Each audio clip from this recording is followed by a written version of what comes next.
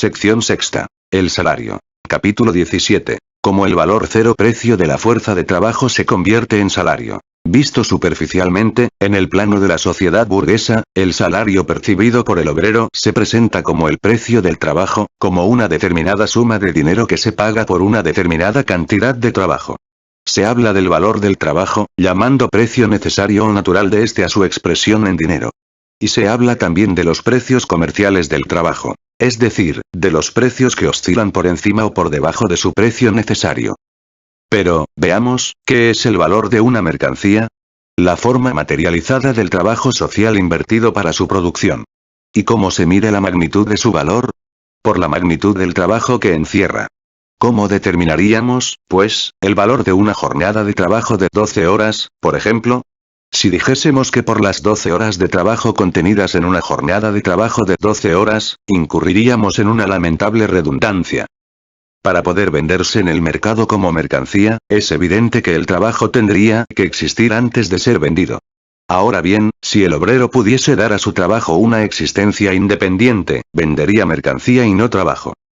Aún prescindiendo de estas contradicciones, un intercambio directo de dinero, es decir, de trabajo materializado, por trabajo vivo, anular la ley del valor, ley que precisamente se desarrolla en toda su plenitud a base de la producción capitalista, o destruiría la propia producción capitalista, basada justamente en el trabajo asalariado. Supongamos, por ejemplo, que una jornada de trabajo de 12 horas se represente por un equivalente en dinero de 6 chelines. Podrían ocurrir dos cosas. Que se cambiasen equivalentes, en cuyo caso el obrero percibiría por su trabajo de 12 horas 6 chelines. El precio de su trabajo sería, en este caso, igual al precio de su producto. En estas condiciones, el obrero no produciría plusvalía alguna para el comprador de su trabajo. Los 6 chelines no se convertirían en capital y la base de la producción capitalista desaparecería, cuando es precisamente sobre esta base sobre la que el obrero vende su trabajo y sobre la que éste adquiere el carácter de trabajo asalariado. Mas podría también ocurrir que percibiese por 12 horas de trabajo menos de 6 chelines, es decir, menos de 12 horas de trabajo. 12 horas de trabajo se cambiarían, en este caso, por 16, por 6, etc. Esta equiparación de magnitudes desiguales equivaldría a destruir la ley de determinación del valor. No, tal contradicción, una contradicción que se destruye a sí misma, no puede jamás proclamarse siquiera como ley. De nada sirve argumentar que el intercambio de más trabajo por menos trabajo se debe a la diferencia de forma, ya que en un caso se trata de trabajo materializado y en otro caso de trabajo vivo. Esta pretendida explicación es tanto más inaceptable cuanto que el valor de una mercancía no se determina por la cantidad de trabajo realmente invertido en ella, sino por la cantidad de trabajo vivo necesario para producirla. Supongamos que una mercancía representa 6 horas de trabajo. Al inventarse una máquina que permita producirla en 3 horas, el valor de esta mercancía, aun el de la ya producida, descenderá a la mitad. Ahora, las 6 horas de trabajo social necesario han quedado reducidas a 3. Como se ve, lo que determina la magnitud de valor de una mercancía es la cantidad de trabajo necesario para su producción, y no la forma objetiva que este trabajo reviste. En efecto, el poseedor de dinero no se enfrenta directamente, el mercado de las mercancías, con el trabajo, sino con el obrero. Lo que éste vende es su fuerza de trabajo. Tan pronto como su trabajo comienza a ponerse en acción, ha dejado de pertenecerle a él y no puede, por tanto, vender lo que ya no le pertenece. El trabajo es la sustancia y la medida inmanente de los valores, pero de suyo carece de valor. Cuando decimos valor del trabajo, no solo descartamos en absoluto el concepto del valor, sino que lo convertimos en lo contrario de lo que es. Se trata de una expresión puramente imaginaria. Como cuando hablamos, por ejemplo, del valor de la tierra. Sin embargo, estas expresiones imaginarias brotan del mismo régimen de producción. Son categorías en que cristalizan las formas exteriores en que se manifiesta la sustancia real de las cosas. En casi todas las ciencias es sabido que muchas veces las cosas se manifiestan con una forma inversa de lo que en realidad son. La única ciencia que ignora esto es la economía. La economía política clásica tomó de la vida diaria, sin pararse a criticarla, la categoría del precio del trabajo, para preguntarse después, ¿cómo se determina este precio?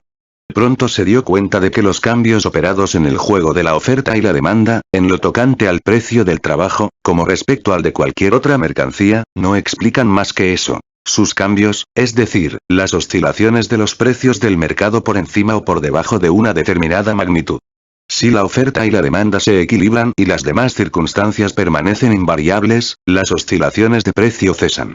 Pero, a partir de este momento, la oferta y la demanda ya no explican nada. El precio del trabajo, suponiendo que la oferta y la demanda se equilibren, es su precio natural, precio cuya determinación es independiente de las relaciones de la oferta y la demanda y sobre el cual debe, por tanto, recaer nuestra investigación. Otras veces, se toma un período relativamente largo de oscilaciones de los precios vigentes en el mercado, por ejemplo un año, y se descubre que todas estas alternativas se nivelan en una magnitud constante. Esta magnitud tiene que determinarse, naturalmente, de otro modo que las divergencias que se compensan entre sí. Este precio, que está por encima de los precios fortuitos de trabajo en el mercado, que los preside y los regula, el precio necesario fisiócratas, o precio natural del trabajo, Adam Smith, solo puede ser, al igual que ocurre con las demás mercancías, su valor expresado en dinero. De este modo, la economía política creía poder penetrar en el valor del trabajo partiendo de sus precios fortuitos. Luego, se determinaba este valor, como en otra mercancía cualquiera, por el costo de producción. Pero, ¿cuál es el costo de producción del obrero, es decir, lo que cuesta producir o reproducir el obrero mismo? Inconscientemente, la economía política confundía este problema con el primitivo, pues se limitaba a dar vueltas y más vueltas alrededor del costo de producción del trabajo como tal, sin moverse del sitio.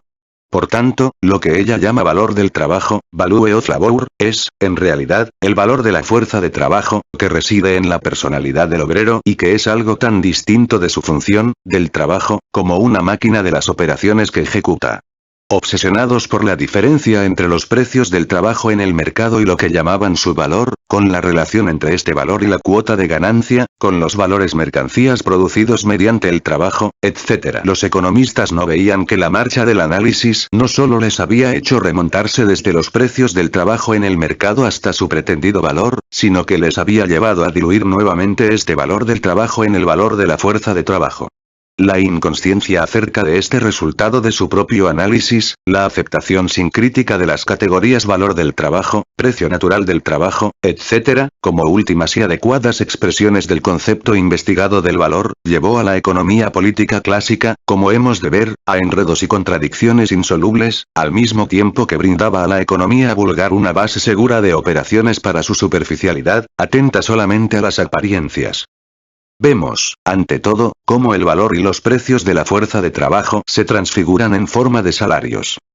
Sabemos que el valor diario de la fuerza de trabajo se calcula tomando como base una determinada duración de vida del obrero, a lo que corresponde una determinada duración de la jornada de trabajo. Supongamos que la jornada habitual de trabajo es de 12 horas y el valor diario de la fuerza de trabajo 3 chelines, expresión en dinero del valor en que se traducen 6 horas de trabajo. Si a este obrero se le pagasen 4 chelines, se le pagaría el valor de su fuerza de trabajo puesta en movimiento durante 12 horas. Pues bien, expresado este valor diario de la fuerza de trabajo como valor del trabajo de un día, tendremos que, el trabajo de 12 horas tiene un valor de 3 chelines.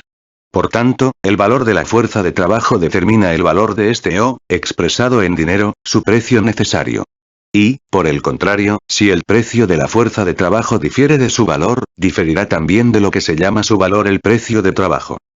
Como el valor de trabajo no es más que una expresión impropia para designar el valor de la fuerza de trabajo, se desprende por sí mismo que el valor del trabajo tiene que ser siempre más reducido que su producto de valor, pues el capitalista hace que la fuerza de trabajo funcione siempre más tiempo del necesario para reproducir su propio valor.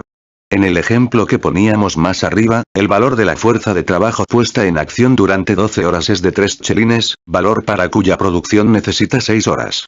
En cambio, su producto de valor son 6 chelines, puesto que funciona durante 12 horas al cabo del día y su producto de valor no depende de lo que ella valga, sino de lo que dure en función.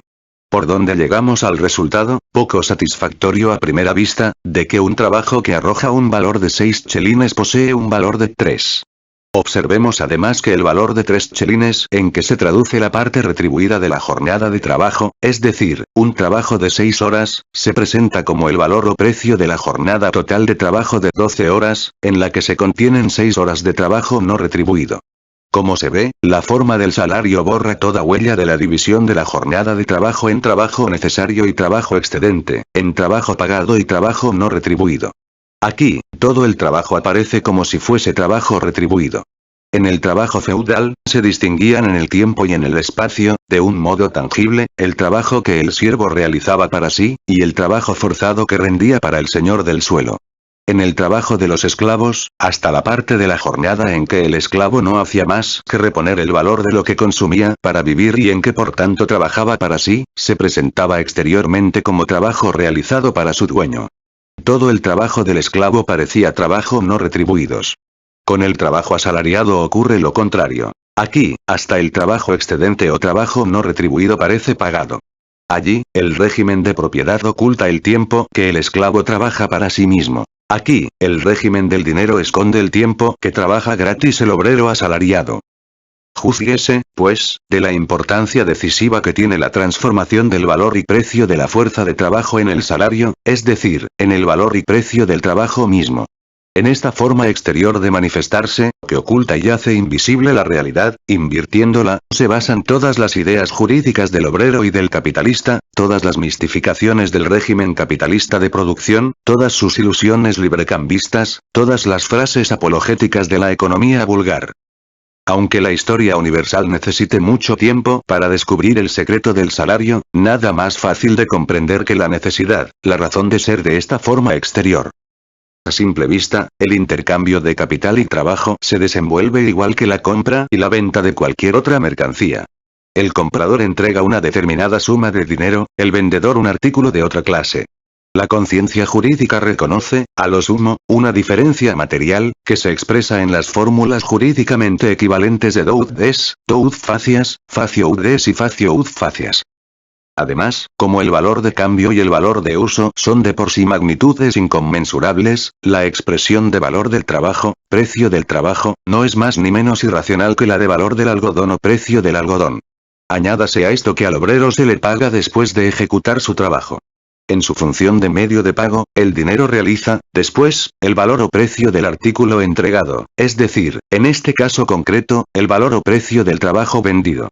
Finalmente, el valor de uso que el obrero entrega al capitalista no es realmente la fuerza de trabajo, sino su función, un determinado trabajo útil. Trabajo de sastrería, de zapatería, de hilado, etc. El hecho de que este mismo trabajo, considerado en otro aspecto, sea un elemento general creador de valor, condición que lo distingue de todas las demás mercancías, no está al alcance de la conciencia vulgar.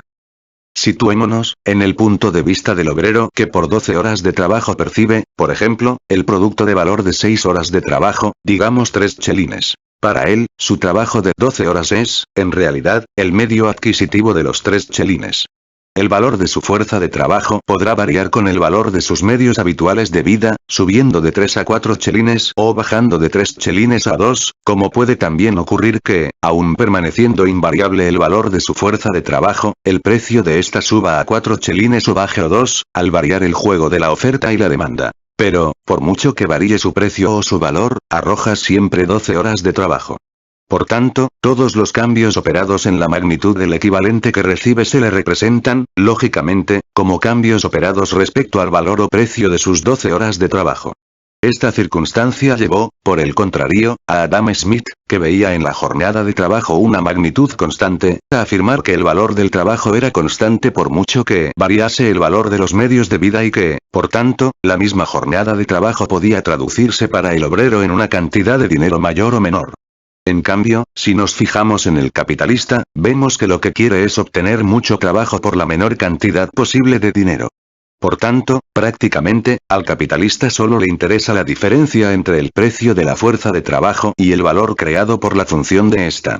Pero como él procura comprar todas las mercancías lo más baratas que puede, cree que su ganancia proviene siempre de esta sencilla malicia, es decir, del hecho de comprar las cosas por menos de lo que valen y de venderlas por más de su valor.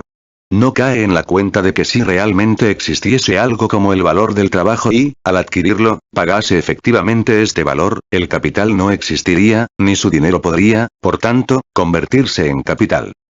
Además, el verdadero movimiento de los salarios presenta fenómenos que a primera vista parecen demostrar que lo que se paga no es el valor de la fuerza de trabajo, sino el valor de su función, el trabajo mismo.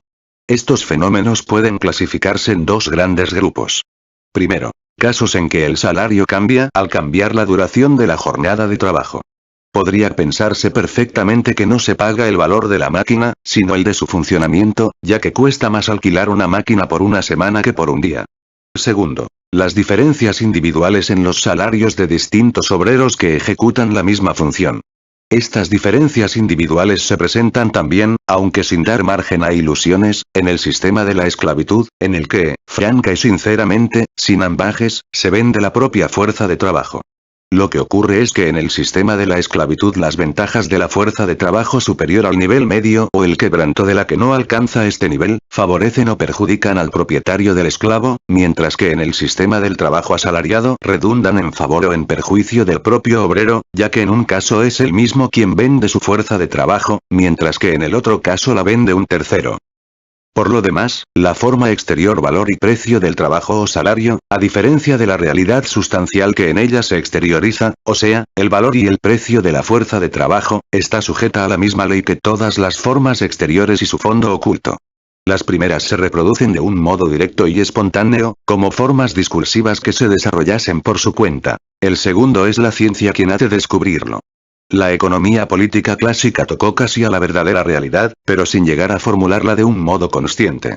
Para esto, hubiera tenido que desprenderse de su piel burguesa.